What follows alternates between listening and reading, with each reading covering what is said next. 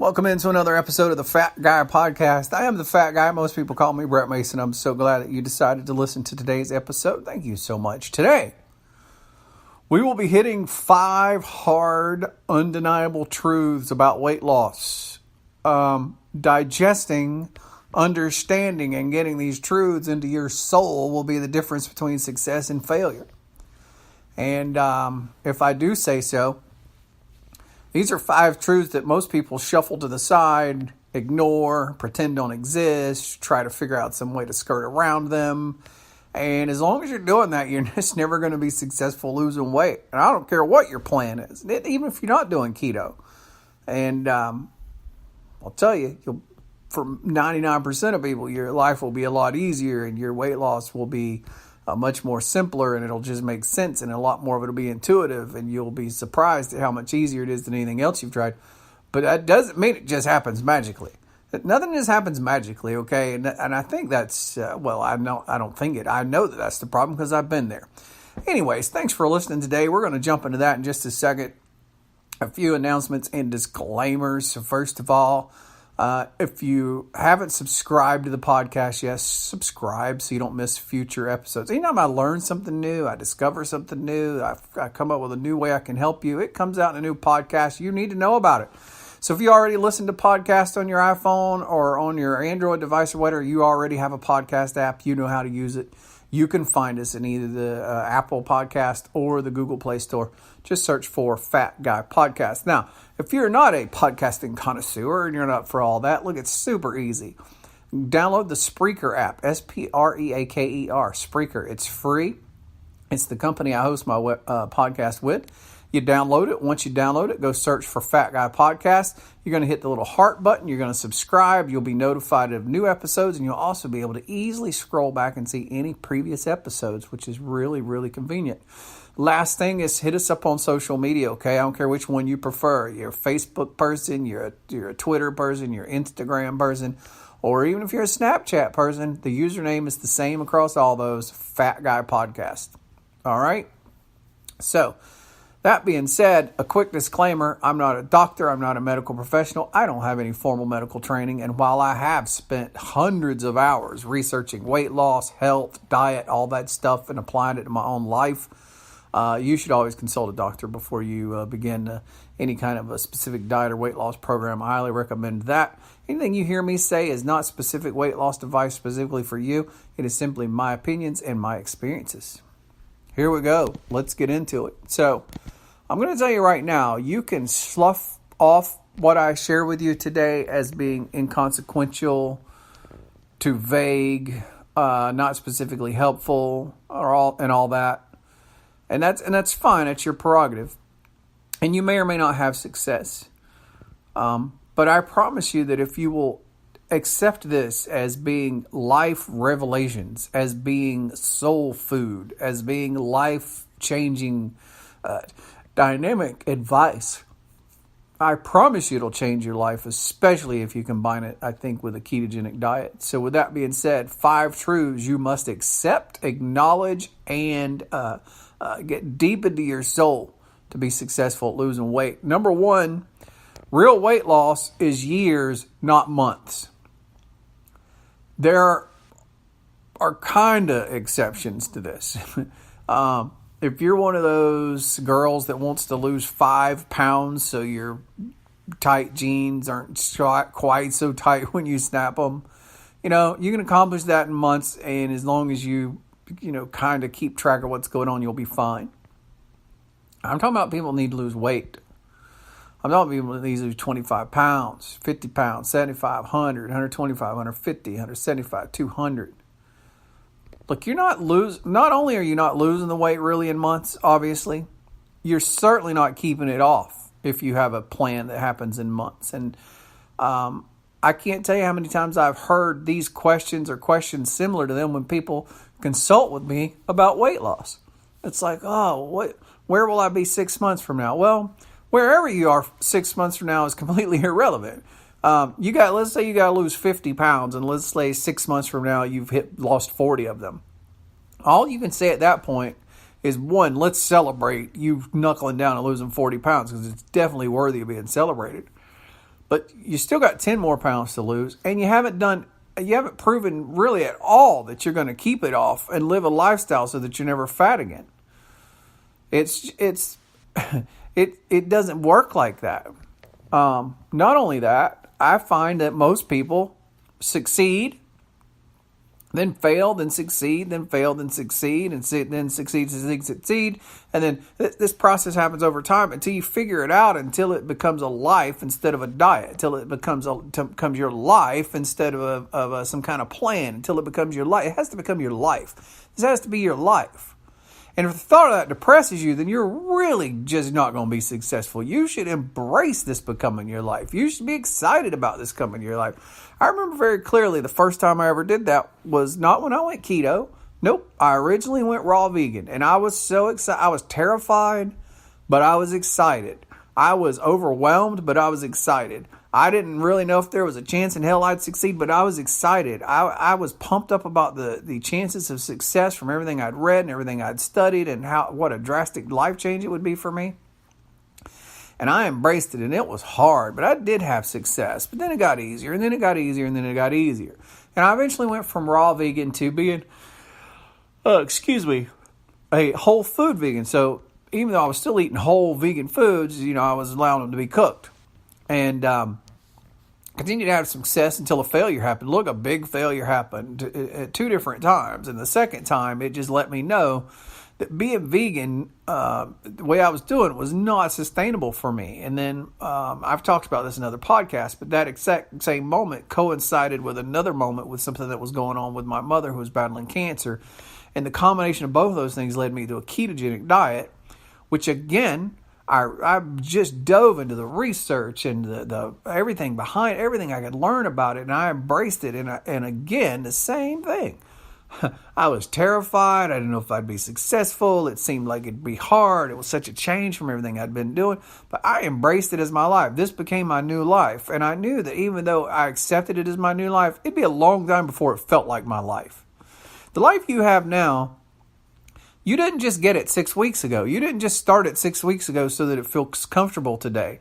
It feels comfortable to you because you've been doing it since you were born, or at least since you were a teenager.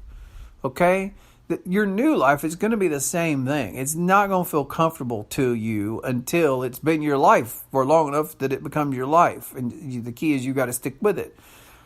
So understand, real weight loss happens in years, not months. Even if you hit your weight loss goal in months, let's say 6, 8, 9 months from now you hit your weight loss goal, you still can't calculate it in months. Sure, you can celebrate it. You can tell your friends about it.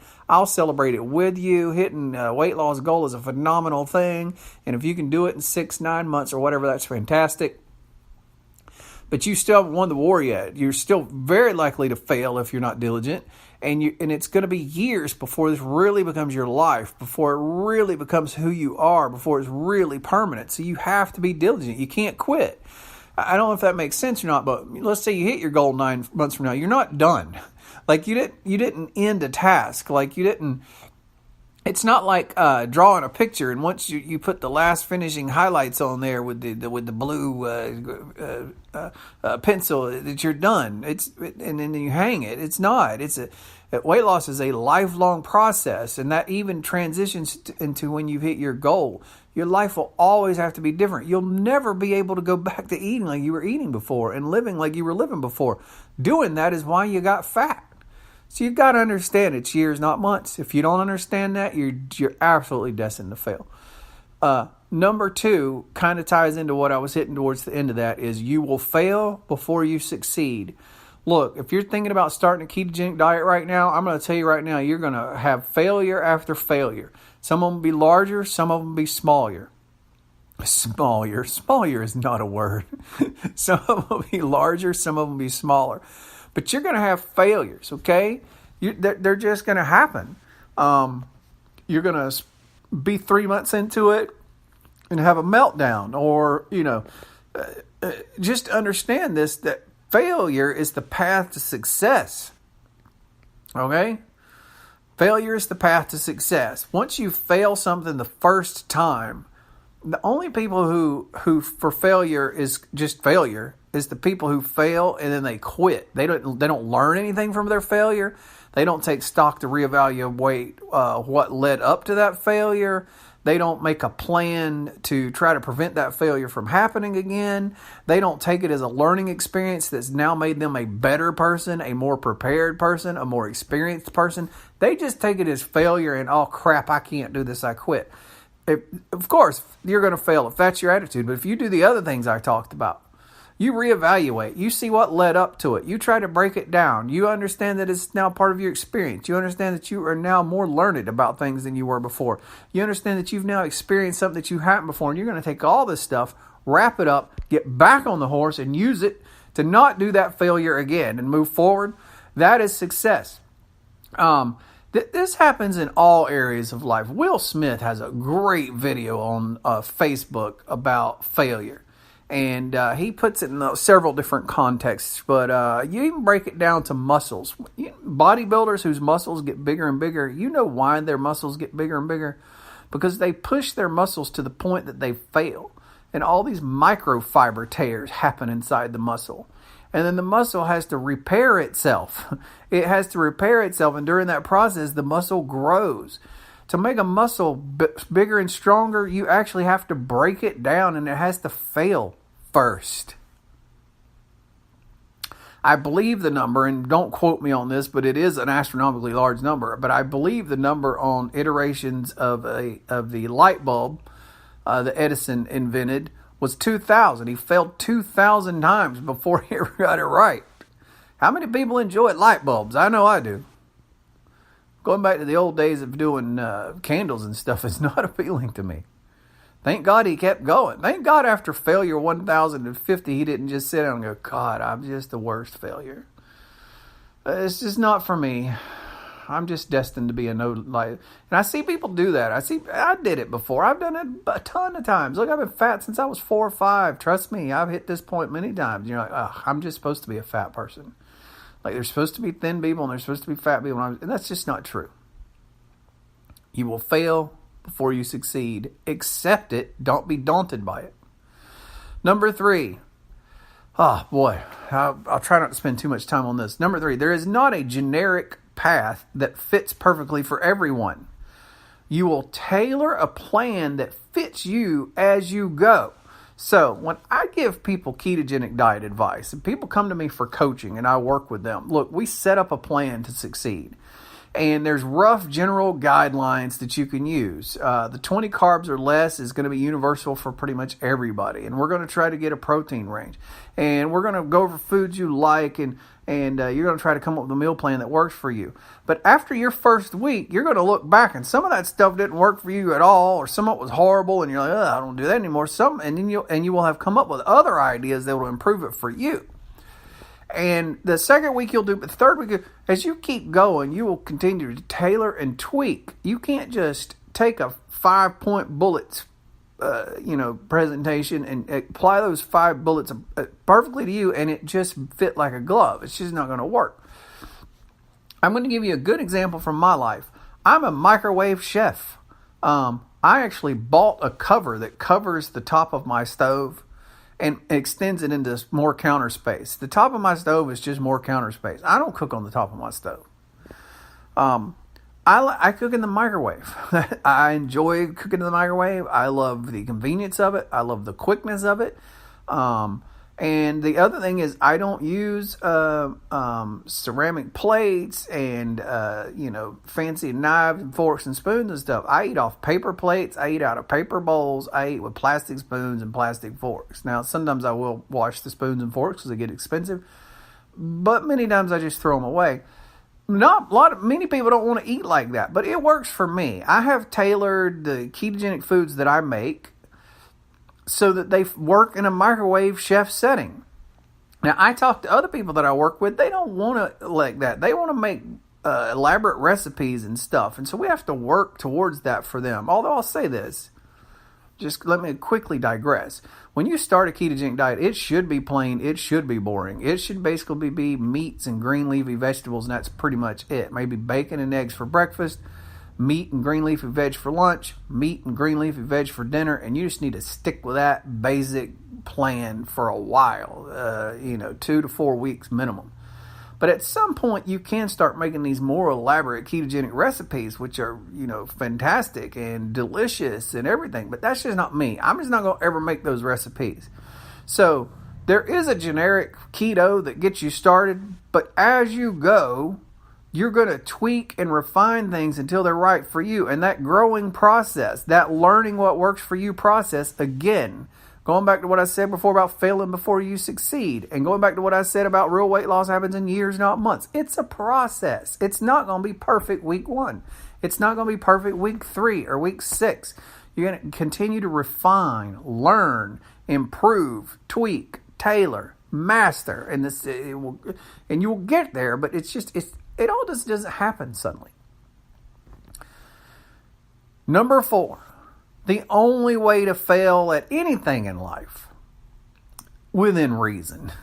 There's some things that really are impossible. They tell you can do anything. That's just not true. There's some things that can't be done. Weight loss is not one of them, by the way, though. Okay, weight loss doesn't fit in that category. But most things, the only way to fail at them is to stop doing them. That's the only difference between people that succeed and people that don't succeed. We talked earlier about failure leads to success. When you have a failure and you stop, then you have failed. When you have a failure and you stop momentarily to evaluate, analyze, pick yourself back up, accept that it was a learning lesson, accept that you now have more knowledge than you had before, that you now have another tool. It was actually a good thing. You actually added now a tool to your bank of knowledge that you can use going forward to not fail, and you pick yourself up and go forward. You're going to succeed. You're going to be the person that succeeds. The only people that fail are the people that when a failure happens, when a setback happens, when something undesirable happens, that they just stop. Those are the people that fail. I know this from my own personal life because I know all the many times I failed, and now that I know that I'm succeeding, what's different about it. I just come off of a quote-unquote failure from a trip I made to Vegas. Let me tell you, I plan on going back to Vegas. I plan on going back to Biloxi, and I can promise you, since my failure in Vegas, I have been planning and strategizing so that my next trip to Vegas is not a failure. I am using the information I learned during that trip. I'm using the information that I discovered while I was out there to try to come up with a plan so that the next time I go to Vegas, I do not encounter that failure. So if I just stopped at the end of my Vegas trip, if I just stopped and said, holy crap, I bet I've gained 10 or 15 pounds, which I did, by the way. When I got back home, I'd gained 10 pounds. Let me tell you this, though. We're a week out, I've lost the 10 pounds. I'm right back where I was before I started the Vegas trip. But if I had had a meltdown at the end of Vegas and been like, crap, I can't do it, it's just been done. And I would have failed, but it would have been because I stopped. The only way to fail is to stop. And the very last one of these kind of incorporates all these things we've talked about in another bullet point, but I think it's very important to cover. Discomfort is the only path to progress. If you aren't making yourself uncomfortable, you aren't succeeding. You aren't improving. You aren't progressing. When you look at all the many accomplishments that people achieve in life, yourself included, look back at any accomplishment you had where you started knowing nothing about, having no ability for, having no knowledge of, where you started from that point, and then at the end of your journey, you did have knowledge of, you did succeed, you had accomplished. You had many times of discomfort between those two endpoints. The person that goes to conquer Mount Everest is very comfortable at the base of that mountain. They have to experience a ton of discomfort to get to the peak. Many death. Going back to the only way to fail is to stop. Well, when you die, you're kind of forced to stop. Base camp, foot of the mountain. You're comfortable. You're fine. You're excited. You know, it's that when you get 5,000 feet up where you start going, woo, wow. When you were in school and you were trying to learn math, that was very uncomfortable. trying to understand multiplication and all that stuff, and trying to understand algebraic equations, and my favorite stuff in school was math. I loved geometry. I loved analytical geometry. I loved trig. I didn't love calculus, but I loved algebra. I loved all that stuff. But I was very uncomfortable when that class started. Very uncomfortable. And I experienced levels of discomfort through the entire class. But when you get to the other end, you know all these things from the beginning that you didn't know. And it's so funny.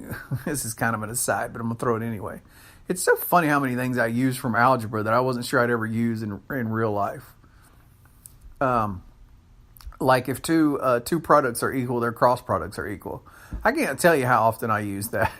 Of course, it lends itself to numbers work that I do, but still, it's so crazy that all these years later, I still use that. Nevertheless, weightlifters, they experience discomfort in there every time they go.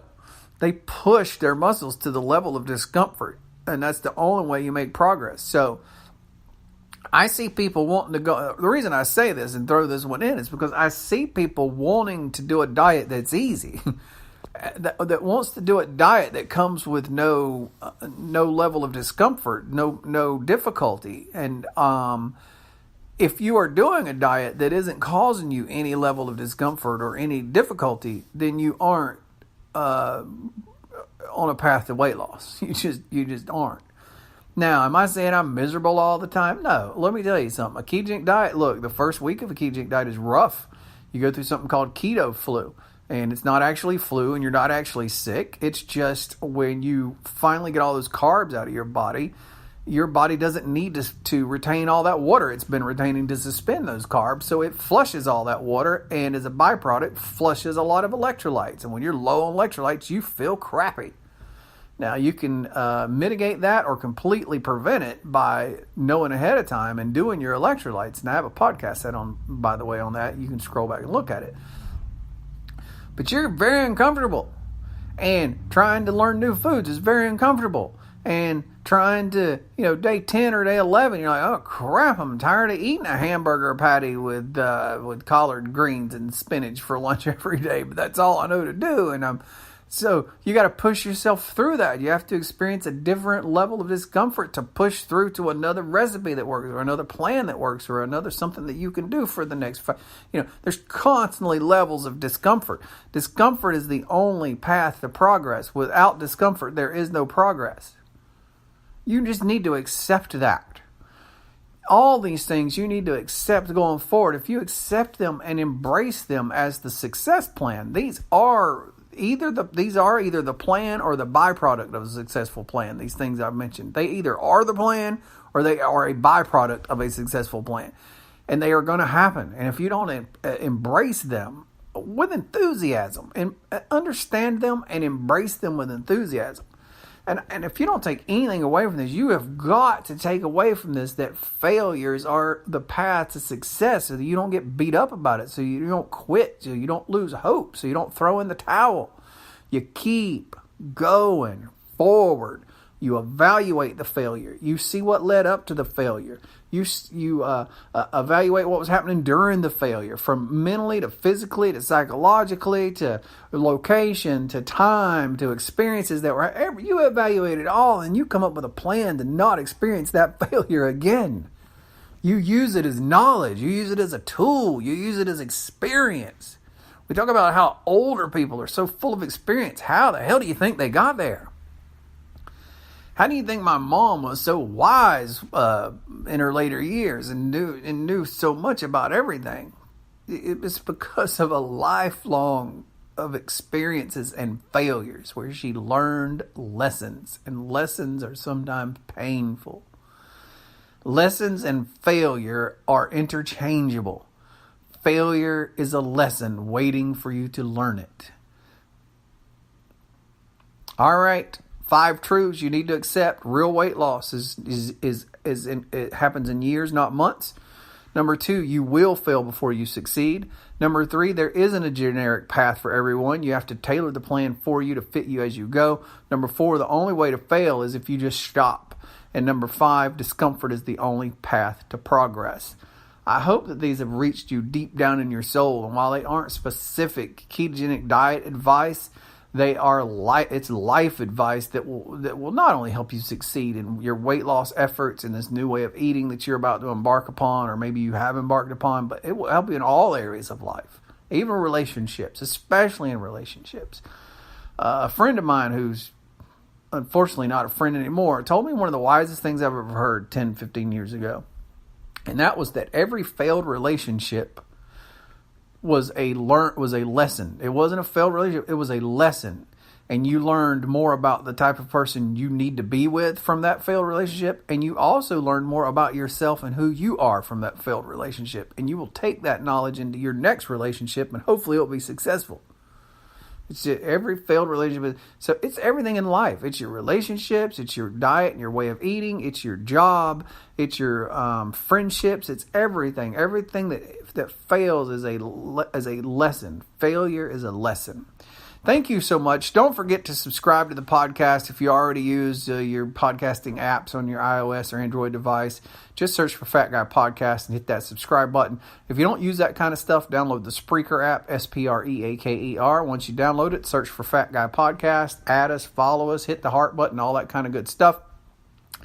Follow us on social media. Fat Guy Podcast is what we are on no matter what form of social media you're searching for. And I implore you, as I do every episode, to share this on your social media page. Share it. Sharing this could literally change somebody's life you know. How do I know that? Because that's how my life got changed. Somebody shared something that I saw on Facebook that I began to look at, and the next thing you know, I'm on a ketogenic diet, and the next thing you know, I've lost 125 pounds. You literally could change somebody's life by sharing this. Help me change a life, won't you? Really appreciate you listening. Good luck with all of your endeavors, whether they be weight loss related or otherwise. If I can ever help you, shoot me a message, and we'll talk to you next episode.